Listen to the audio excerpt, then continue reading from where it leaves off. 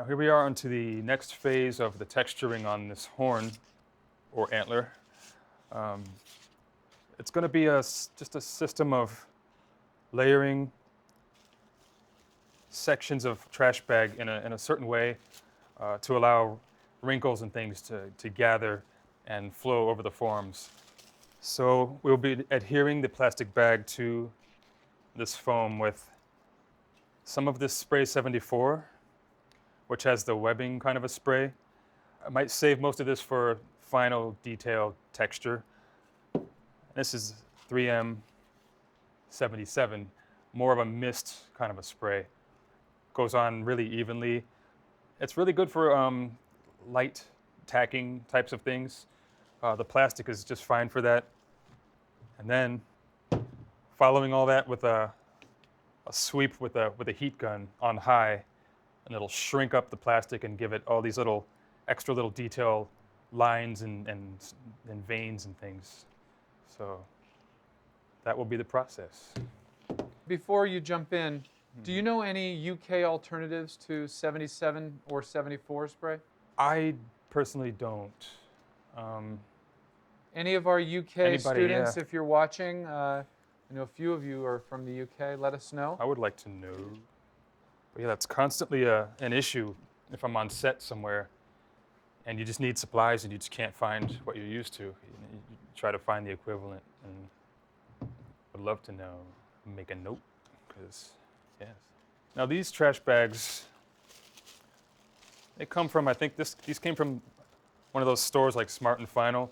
They're like these little, they say kitchen trash bags, but they're kind of too small for your kitchen. These are more for like a office trash can. They're literally like the cheapest, thinnest, crappy bags you can buy. Like that, if you filled them up with something, it would just burst out the bottom. But it's that really kind of wispy, papery, tissue paper kind of quality that I like when I'm doing this technique. So I look for the cheap stuff.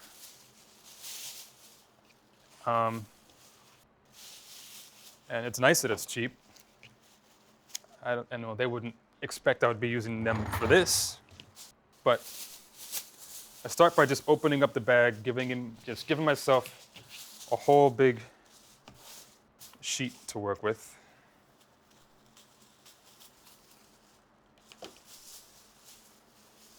Let me open up a few because it can go kind of fast after a while. Let's just prep just a few of these.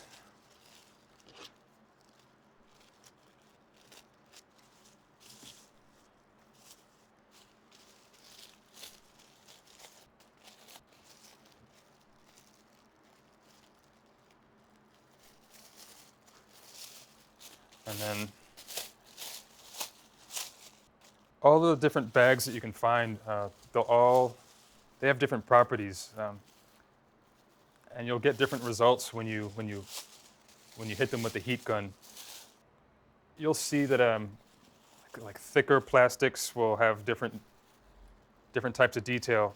The thinner the plastic I've found, the more fine the details that you can get. Kayetan wants to know, is this similar to the type of plastic drop cloths you use to cover your floor stuff when painting? Yeah, so you can go to the hardware store and get big, like, I mean, everything about the drop cloth plastic is it's like the scale is up, you know, the bigger pieces. You can get all different thicknesses, well, not all different thicknesses, but they sell it pretty thick. So yeah, you'll see. And I don't know what the type of plastic is, but one of the properties that you'll know that it does what we exploit about it is, like, if you can push your finger into it, you know, it stretches and it doesn't go back. You know, I mean, it's malleable. I mean, it's that stretch that you want. So you can manipulate it. So if I can find some plastic somewhere, like drop cloth plastic, if I can get my hands on just a piece of it while it's in the box or in the bag, or I'm just kind of at the hardware store, I'm like pulling on it, and yeah, this is okay. I'm gonna take it. That's what I do. I don't know if I told you before in one of the other classes that, I mean, I'm in the hardware store for half the time for stuff that it's not what they would want or understand that you're going to use it for, and they ask, like, "Hey, can I help you?" And you're like, "Nah, I got this. You don't want to." No. But one time, I was in the Osh hardware store here in Burbank when they were still around, and I had my arm kind of stuck through a flip-top garbage can lid, and people were like, "Can I?" No, I'm not. I'm clearly not here for. I'm a robot. Don't you see? I got my arm through a flip-top lid. I'm a robot. Got my arm stuck once I was in the ABS pipe section, that black piping, it's for plumbing. And it was like an elbow piece, like a right angle, but curved. It was just big enough that I could get my arm through and then got it to my elbow. And I'm like, yeah, that's kind of cool. It's like this cool brace thing. And then, I can that's cool. That's a neat idea. And I'm like, oh, shit. And it was just really kind of scary for a minute. It kind of hurt to just pull back out, but it went in like it's like a lobster trap or something. I was like, oh my God, I'm gonna have to find the aisle that has silicone spray lube or something. Where's the body wax for cars, please? I need to get this. So I'm just gonna cut this into some smaller pieces. I'm not concerned about the straight cut line. You won't really see it for what I'm doing. Sometimes you don't want a straight cut. You want to have like a torn edge because your eye will go straight to a straight line if it's on some organic form. You'll see this unnaturally straight line. This stuff shrinks up and wrinkles to such a nice tightness that I'm not too worried about that at all. So now I'm gonna I'll just show you one section of this, and then you'll better understand what I'm trying to do. I'm gonna start by spraying the glue onto an area of the foam. I usually start in the tight crooks, like under areas, and I gather it so it has a lot of wrinkles, and then I just pull those wrinkles all the way around, and just lay it into the wet glue. I'll just show you. I'm going to spray over the trash can. I mean, I'll work right here, but I'm just going to spray down into here. Let's see.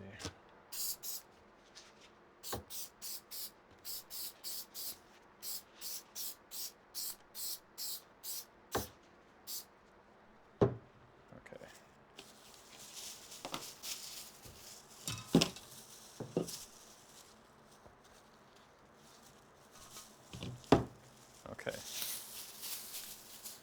I'm going to take this and just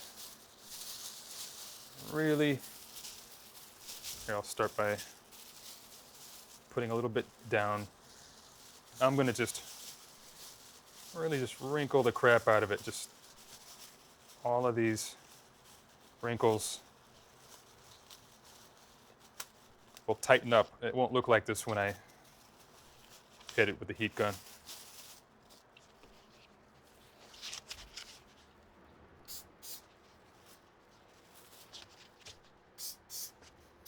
As you're spraying that, some quick alternatives in the UK for 77 are No Nonsense. No is nonsense. a spray adhesive that some of our UK students have recommended. They have various different formulations. Try No Nonsense spray. Okay. So similar to this, has a different properties of the different formulas. No nonsense.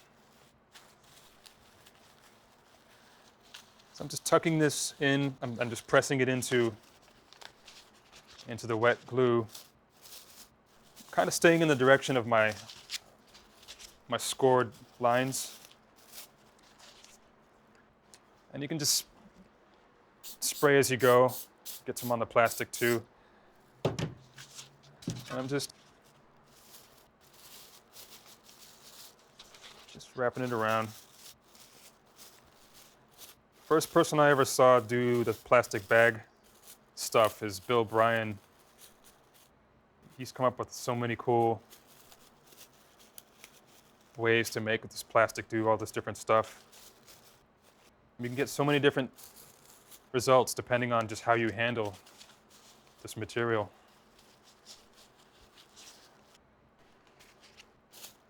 Now, coming around to where they meet, this is where I might start to tear off the edge. But I'm gonna bring this just to about the top of this peak, and then tear the rest off here.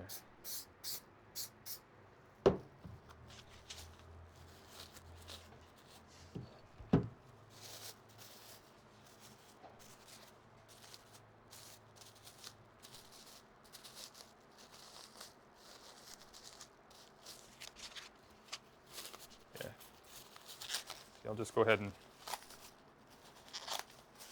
tear this off. Stuff I don't need.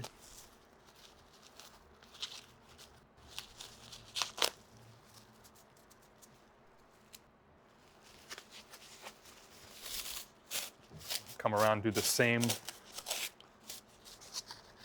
to this side.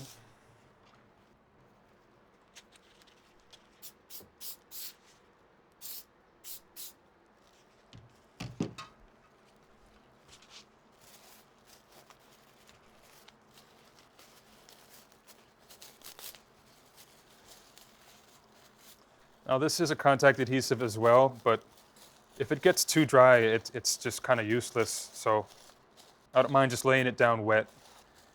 It works pretty well this way too. It's not taking any weight.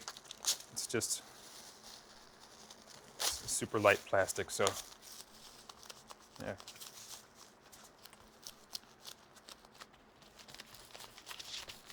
Press it into all the cracks and stuff.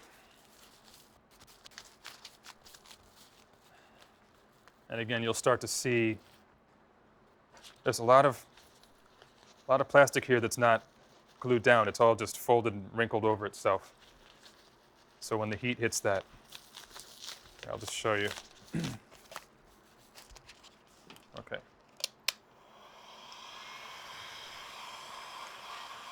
I like to hit it like this.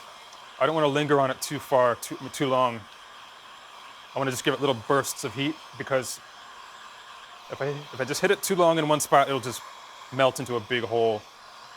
So I hit it, then let it cool down real quick. I just move it all around.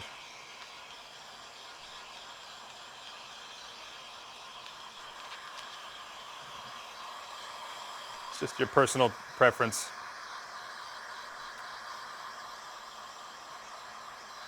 Now you can see what's happened where all those extra wrinkles, what's happening now with them. And you can press some of them back down in the grooves. Melting plastic will always try to span, because as it heats up, it shrinks and tightens.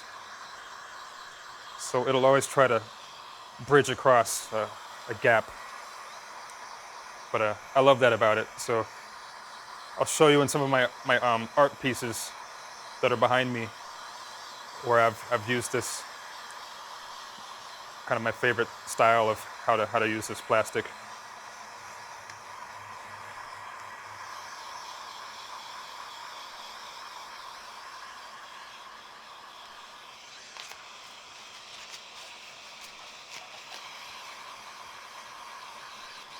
And all of this is going to pick up paint really well when it's time to do the dry brush, the paint part. You can see, like, from here to here, So much of my detail has gone away. I don't really mind. I could probably save some of this detail if I didn't double the plastic up so much. So maybe my next piece that I lay down, I'll spread it out a little bit more thin. And while it's soft and warm, I'm gonna just press it into all these little nubs. Yeah, they're still there. Just muted down a little bit, but it's quite all right. Hit that again a little bit.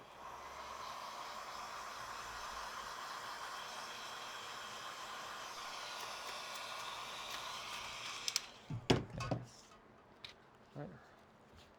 Ready for another piece.